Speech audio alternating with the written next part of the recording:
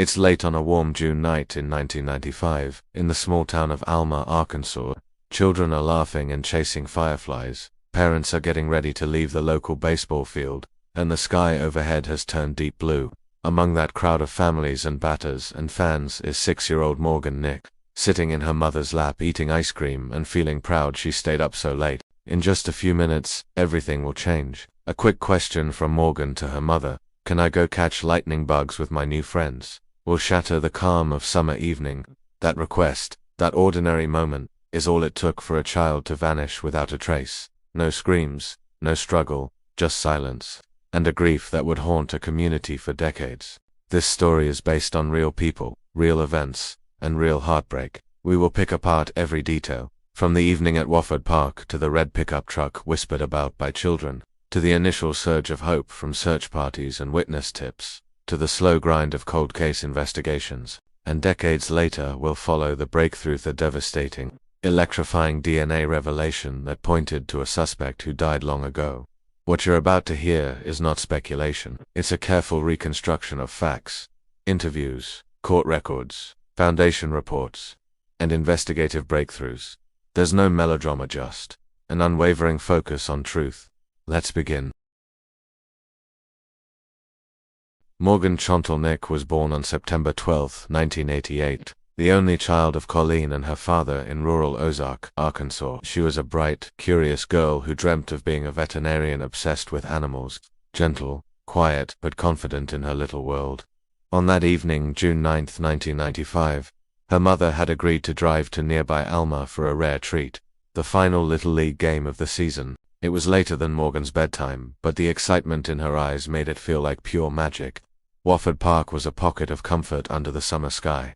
A simple baseball field flanked by woods, a gravel parking lot, a few benches, and the soft hum of families talking. Morgan and her mother arrived just as dusk was settling. She watched the last inning with wide-eyed fascination. She made 2 new friends, kids her own age, and they chased each other around the bleachers, laughed too loud, and built that short-lived camaraderie that feels free. At roughly 10:30 p.m., Morgan asked if she could walk a few feet to catch lightning bugs with her new friends. Near her mother's car parked at the edge of the lot, Colleen hesitated. Summer nights in small towns were supposed to feel safe, but she still worried. She watched until they were within sight behind the bleachers. She said yes. She turned back. Moments later, the children returned without Morgan. One friend reported something chilling. They had seen her empty sand from her shoes near the car, and then a red pickup truck with a white camper shell had pulled up. The truck lingered. A tall, scruffy man smoked a cigarette nearby. In the wind-chilled distance, Morgan had vanished. Colleen dropped her phone, raised her voice, but the call to Morgan came up empty. She ran toward the gravel. She shouted her daughter's name, louder and louder, until breath failed her. People gathered. Lights flickered. Phones dialed 911. A game just ended turned into a nightmare. Within minutes, law enforcement arrived. The baseball field, once filled with cheers, turned into a scene of frantic urgency. Flashlights danced across parked cars. Trained search dogs arrived. Families offered every clue they had. The boy who saw Morgan and the dust in her shoes, whispers about the red truck, the timing that seemed to shift depending on who was asked. Yet the first night revealed nothing. No footprints leading away, no clothing, no disturbance in the wooded pines. Helicopters scoured the treetops. Authorities bathed the area in sights. Hours passed. Fear settled in, and still Morgan remained unseen. Meanwhile, the story began to spread. Local TV stations shared her photo. Broadcasters launched alerts. The National Center for Missing and Exploited Children circulated Morgan's face nationwide. Rumors swirled. Tips poured in. The hunt had begun, but answers were nowhere in sight. Search efforts ramped up at dawn. As first light illuminated Wofford Park and the surrounding fields, volunteers and law enforcement officers expanded the grid. Crews drove ATVs along old logging roads. Civilians marched through brush and field, calling out Morgan's name in determined chants. Dive teams combed nearby lakes and creeks. Horses and bloodhounds joined in, sniffing for a trail that never reappeared. People in neighboring counties saw news helicopters overhead. Morgan's face circulated on every local station.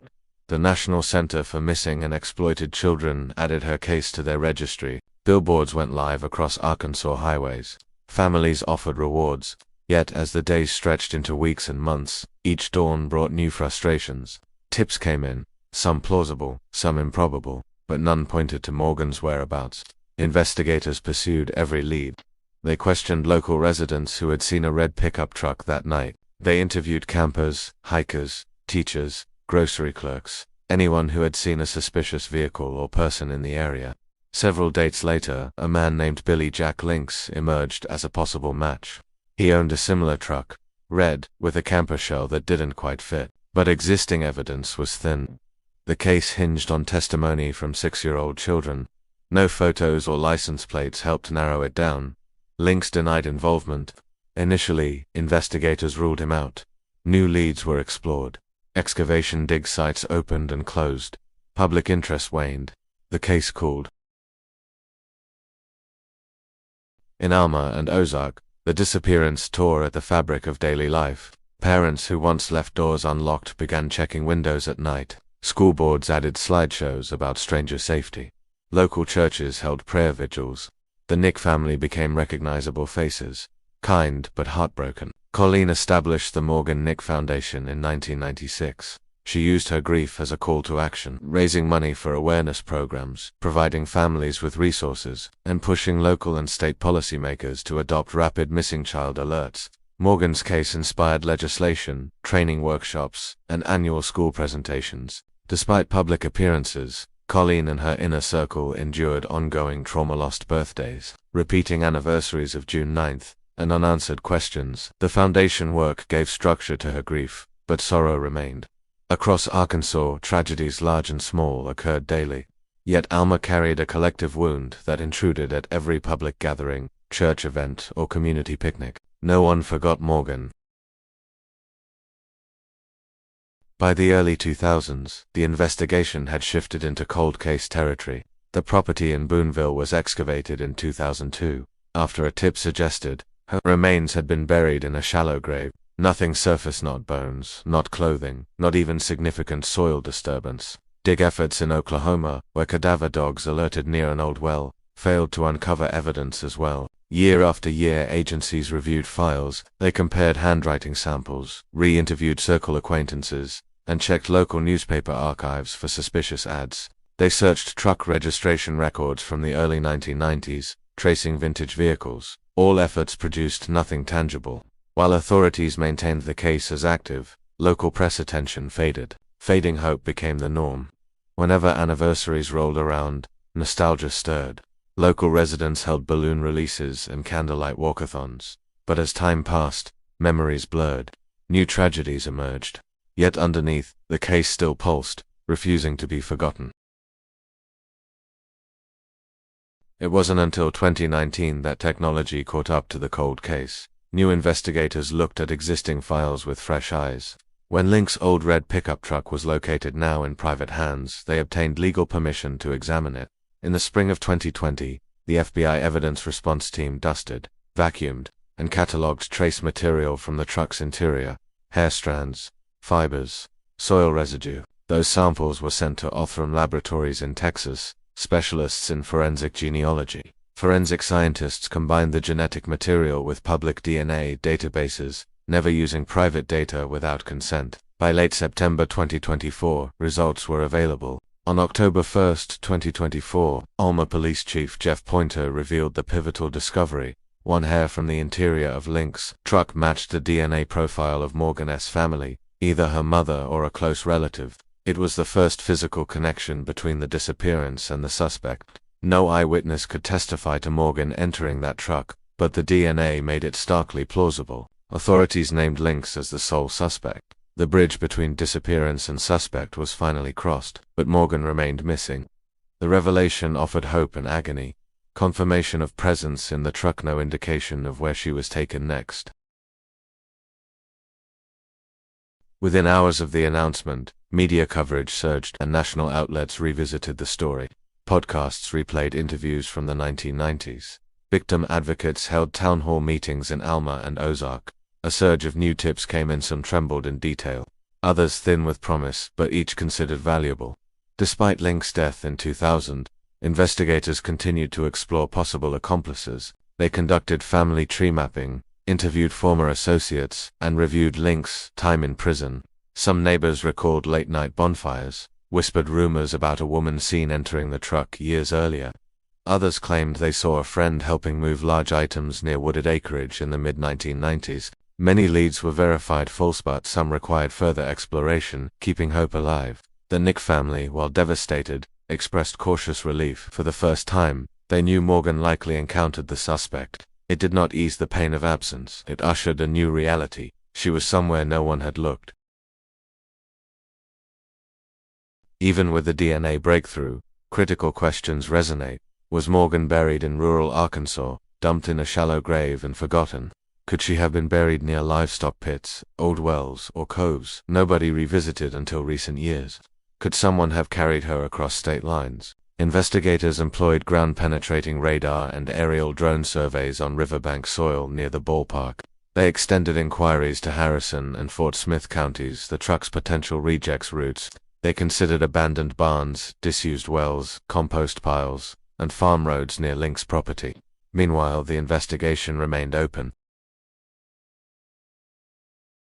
Morgan's vanishing left a mark far beyond Alma. Across Arkansas, parents changed bedtime routines. Both public and private schools inserted annual safety lessons. News segments across the South reported multiple missing child cases, citing Morgan as a cautionary name. State officials expanded the Morgan Nick Alert, which had launched in 1996. It became a case study in effective missing child notifications, prompting more urgent, system-wide state alerts. The Morgan Nick Alert required law enforcement to notify the public within 1 hour of confirming a child's disappearance. It quickly spread to other states as a best practice. The Morgan Nick Foundation grew into a national presence, hosting annual summits, offering survival guidebooks, and providing scholarships to families who lost children to unresolved disappearances. Though the world shifted, the wound stayed open. Communities near the ballpark never forgot the cracked bleacher bench and gravel driveway where Morgan last walked. Each new case from Tennessee to California referenced her name, often as both a tragedy and a clarion call for change. For Colleen and those close to Morgan, time did not heal, not fully. Anniversaries brought renewed grief each year. On those June evenings, the phone would ring with condolences. Volunteers would gather near a small memorial near Wofford Park, hanging lanterns among the surrounding pine trees. Colleen's grief continued to have shape, in her voice, in the tight ache of her shoulders, and in the foundation she carried as a legacy. Investigators described persistent emotional fatigue. Working cold cases is emotionally draining, especially when DNA breakthroughs validate older instincts. For the Nick case, police officers repeatedly said they felt both vindicated and broken for never finding Morgan alive. Community leaders in Ozark and Alma turned grief into action, establishing community watch groups, offering free home safety assessments, and holding open forums to prevent future abductions. Churches distributed flyers. Children practiced calling 911 and memorizing home phone numbers before the advent of cell phones. Colleen's role evolved. She became an advocate, leading speaking tours across the country, insisting families endure better communication with law enforcement and receive trauma-informed counseling immediately after disappearances occur. She became the butterfly effect of advocacy born from heartbreak. Following Morgan's case, law enforcement agencies re-examined missing child protocols. Key lessons emerged. First, our response matters most. Crucial windows are often lost to uncertainty, ambiguous eyewitness accounts, or procedural delays. The Morgan case showed that agility in initial response saves evidence and may save lives. Maintain all trace evidence, even when forensic capabilities are limited. Preserving hair, soil, fibers, and paper documents matters decades later when DNA technology advances. Establish centralized tip management systems. Tips must be recorded, consolidated, and periodically revisited. The Morgan Nick Alert created a blueprint for states to follow. Create standardized family liaison roles. Families need regular communication, transparent case status updates, and involvement, not afterthoughts. Cold case upgrade cycles. Agencies should commit to reanalyzing unsolved cases every 5 years. For Morgan, the shift in DNA forensics in 2024 revitalized the investigation. Police departments across America now study the details of Alma's response and adaptation and the Nick family. advocacy plays a key role in child safety training nationwide. Forensic genealogy emerged as a controversial force in cold case resolution. In Morgan's situation, Othram used samples cleaned from Link's truck without exposing private customer profiles to search through publicly available DNA databases with user consent. This raised discussions about privacy rights, legal boundaries, and ethical standards. Should crimes be solved by volunteers uploading their saliva, not knowing it might be matched to a serious suspect? Advocates argue transparency and consent must guide forensic genealogy use. The Morgan case shows both the power and fragility of such techniques. It confirmed her possible presence in a specific vehicle, yet many details remained hidden by time and silence. The public's willingness to share genetic data accelerated closure or at least truth. Notably, no mainstream genealogical service shared private profiles. Investigators relied on public or anonymous data consistent with DNA subpoena rules. Institutions now create ethical oversight boards to balance privacy with justice, particularly for families still living in limbo. The Nick family emphasizes informed consent. Their foundation encourages informed dialogue around DNA use for cold case resolution. Despite the DNA link, questions still haunt investigators. Was Morgan ever alive after entering Link's truck? Did she live somewhere unknown in the 5 hours after disappearing? Were there accomplices helping Lynx move her, bury evidence, or contain activity? Search teams have reopened long-latent excavation sites. They've used ground-penetrating radar on old farmland. They've scanned riverbanks and levees where Lynx's commute could have led him. Investigators even explored landfills near the Arkansas-Oklahoma border where waste was dumped in the late 1990s, although remains have yet to surface. The search isn't static. Any credible tip, no matter how small, triggers renewed investigation. With modern tools available, the Nick Foundation continues receiving tips, analyzing leads, and publishing information via its website, newsletters, and social media. Each tip, each curiosity, is treated as potentially crucial.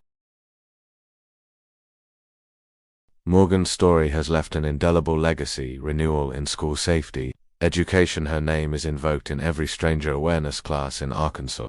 Volunteer search protocols teams trained by her mother and advocates operate in other states.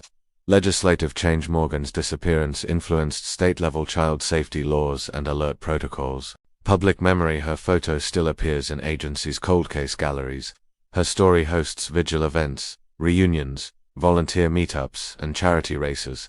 Advocates say Morgan's case bridged trauma and activism. Her mother's advocacy became the foundation upon which families raise their voices when tragedy strikes. Her disappearance still echoes in the ears of investigators, donors, educators, and lawmakers who cite Morgan Nick when training new police officers, relocating cold case funds, or implementing safety curricula. Despite the DNA breakthrough, Morgan's actual fate remains unknown. Investigators turn to modern technology and new angles in response. Ground-penetrating radar scanned suspicious ground near old barns and wooded areas once connected to links. Drone-mounted thermal imaging surveyed rise and fall terrain where soil composition suggested possible burial sites. Volunteer search teams, organized by the Morgan Nick Foundation and local law enforcement, spent every June 9th retracing paths Morgan may have walked or been taken. Each new search dredged up vague memories, outdated property records, and fading neighbors willing to share details they'd held too long in silence. Older residents recalled strange lights near farms in the mid-1990s, or a truck pulling into hog lots in the evenings. Others remembered late-night bonfires where Lynx might have spoken in hushed-tone conversations or disposed of items swiftly. Though no remains have been found, these breadcrumbs renew investigative momentum. Authorities opened property searches in Oklahoma farmland where Lynx allegedly hunted. Legal hurdles emerged as land had been sold multiple times. Letters were sent asking current owners for access. Some refused, others welcomed in peace, adding to ongoing efforts. The case remains open, never officially closed, because any unanswered tip could lead to the truth. For Colleen, Mother's Day and Morgan's birthday became bittersweet reminders of what was missing, yet she converted pain into purpose.